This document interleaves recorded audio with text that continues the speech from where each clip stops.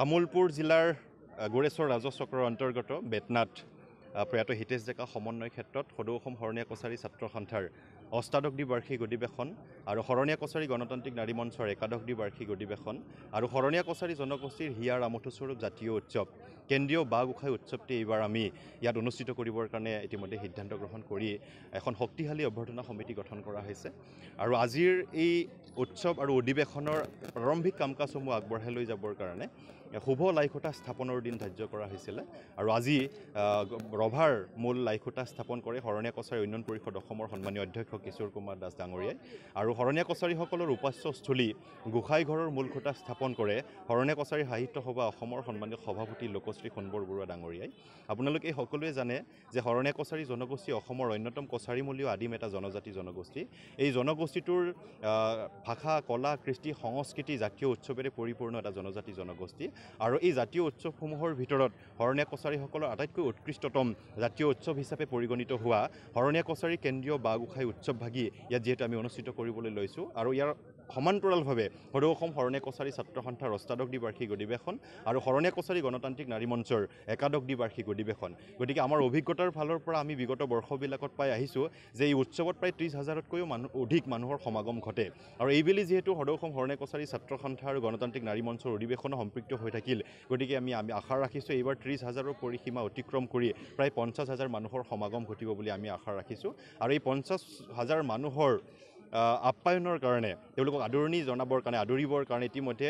মূল অভ্যৰ্থনা সমিতিৰ সৈতে 20খনকৈ উপসমিতিৰ সৈতে এখন শক্তিশালী অভ্যৰ্থনা সমিতি গঠন কৰা হৈছে। গতিকে আমি আশা ৰাখিছোঁ অসমৰ বিভিন্ন জিলাৰ পৰা আহি ইয়াত অংশগ্ৰহণ কৰিব আৰু শৰণীয়া কছাৰী জনগোষ্ঠীৰ যথেষ্ট সমস্যা আছে, সেই সমস্যাসমূহ সমাধানৰ স্বাৰ্থত বা এই অঞ্চলটোৰ সামগ্ৰিক উন্নয়নৰ স্বাৰ্থত আমি অসমৰ মাননীয় মুখ্যমন্ত্ৰী ডক্টৰ হিমন্ত বিশ্ব শৰ্মা ডাঙৰীয়াক এই অধিৱেশনৰ মুকলি সভাৰ মুখ্য অতিথি হিচাপে নিমন্ত্ৰণ জনাইছোঁ। BTRৰ মুখ্য কাৰ্যবাহী সদস্য প্ৰমোদ বড়ো ডাঙৰীয়াক ইয়াত নিমন্ত্ৰণ জনাইছোঁ আৰু অসমৰ কেইবাগৰাকীও কেবিনেট মন্ত্ৰী আমাৰ এই মুকলি সভাত অংশগ্ৰহণ কৰিব। ইয়াৰ উপৰিও কেন্দ্ৰীয় চৰকাৰৰ প্ৰতিনিধিসকলক আমি ইয়াত নিমন্ত্ৰণ জনোৱাৰ কাৰণে ইতিমধ্যে তেখেতসকলৰ সন্মতি আমি বিচাৰিছোঁ। গতিকে আমি আশা ৰাখিছোঁ এই অধিৱেশনত অসমৰ সাহিত্য সংস্কৃতি বৌদ্ধিক আৰু ৰাজনৈতিক ক্ষেত্ৰৰ যথেষ্ট পৰুধা ব্যক্তিসকল আমাৰ এই অধিৱেশনত অংশগ্ৰহণ কৰিব আৰু অংশগ্ৰহণ কৰি জনগোষ্ঠীটোৰ সমস্যাসমূহ সমাধানৰ কাৰণে আৰু এই অঞ্চলটোৰ সামগ্ৰিক উন্নয়নৰ কাৰণে তেখেতসকলে নিশ্চয় এই অধিৱেশনখনে এটা মাত্ৰা প্ৰদান কৰিব বুলি আমি আশা ৰাখিছোঁ। হয়, নিশ্চিতভাৱে সদৌ অসম শৰণীয়া কছাৰী ছাত্ৰ সন্থাৰ অধিৱেশন আৰু কেন্দ্ৰীয় বাঁহ গোঁসাই উৎসৱত আমি এক্সিবিশ্যনৰ পৰা আৰম্ভ কৰি বিভিন্ন ধৰণৰ ইয়াত আমি প্ৰদৰ্শনীমূলক বিভিন্ন ধৰণৰ ইয়াত আমি ৰাখোঁ। এইবাৰো তেনেধৰণৰ থাকিব, প্ৰদৰ্শনী থাকিব আৰু মাছমৰীয়া নৃত্যদল বিশেষকৈ শৰণীয়া কছাৰী জনগোষ্ঠীৰ লোক নৃত্য মাছমৰীয়া আমি প্ৰায় 1000 শৰণীয়া কছাৰী মাছমৰীয়া লোককৃষি একেলগে প্ৰদৰ্শন কৰিবৰ কাৰণে ব্যৱস্থা কৰিবৰ কাৰণে ইতিমধ্যে প্ৰস্তুতি আমি লৈছোঁ। গতিকে এনেধৰণে আকৰ্ষণীয় থাকিব আৰু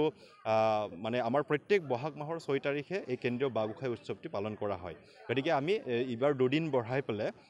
4, 5 আৰু 6 বহাগত আৰু ইংৰাজী এপ্ৰিল মাহৰ 18, 19 আৰু 20 তাৰিখে 3 দিনীয়া বৰ্ণাঢ্য কাৰ্যসূচীৰ এই অনুষ্ঠানভাগি উদযাপন কৰিবৰ কাৰণে আমি আগবাঢ়িছোঁ। সমন্বয় ক্ষেত্ৰত আহি উপস্থিত হৈছে, ইয়াৰ বাবে আমাৰ সমূহ উদ্যোক্তা কেন্দ্ৰীয় বাঁহ গোঁসাই উদ্যোক্তা সমিতিৰ তৰফৰ পৰা আপোনালোক ধন্যবাদ জ্ঞাপন কৰিলোঁ। আমাৰ এই অনুষ্ঠান অহা 4, 5, 6 বহাগৰ পৰা আৰম্ভ হ'ব 3 দিনীয়া বৰ্ণাঢ্য কাৰ্যসূচীৰে। আমাৰ মূল কমিটিৰ লগতে আমি এইবাৰ 20টাকৈ উপসমিতি ৰাখিছোঁ এই অনুষ্ঠানটি সুচাৰুৰূপে পৰিচালনা কৰাৰ কাৰণে আৰু ইয়াত আমাৰ অসমৰ প্ৰত্যেকটো প্ৰান্তৰ পৰা আমাৰ জাতীয় জনগোষ্ঠীৰ বিভিন্ন লোক ইয়াত আহি উপস্থিত হ'বহি, আমাৰ অনুষ্ঠান উপভোগ কৰিব আৰু তাৰ ক্ষেত্ৰতে আপোনালোকক আমি আমাৰ এই 4, 5, 6 তাৰিখে যি আমাৰ কেন্দ্ৰীয় বাঁহ গোঁসাই উৎসৱ উদযাপন হ'ব তাত আপোনালোকৰ সহায় সহযোগিতা আমি উপস্থিত থাকিব। এইবেলি অনুষ্ঠানটোত আমাৰ বিশেষকৈ আমাৰ জনগোষ্ঠীৰ যিবিলাক আমাৰ সাহিত্যিক আছে, ছ'চিয়েল ৱৰ্কাৰ আছে আৰু আমাৰ মন্ত্ৰী মহোদয় তেখেতো আহিম বুলি আমাক কথা দিছে আৰু মুখ্যমন্ত্ৰী দেৱৰ লগতো কথা বতৰা আমাৰ মাজতে আলোচনা এটা হৈ গ'ল, তেখেতেও আহিম বুলি এটা কথা দিছে আমাক। আমাৰ এইখিনি আলহী থাকিব আৰু বিভিন্ন জাতি জনগোষ্ঠীৰ ইয়াতে যিসকল নেতা আছে তেখেতলোকো উপস্থিত হ'ব। এই লাইখুঁটাটো আমাৰ শৰণীয়া কছাৰী উন্নয়ন পৰিষদৰ অধ্যক্ষ শ্ৰী কিশোৰ দাসদেৱ তেখেত আহিছিলে তেখেতে আমাৰ এই অনুষ্ঠানটি সুন্দৰভাৱে পৰিচালনা কৰি গৈছে।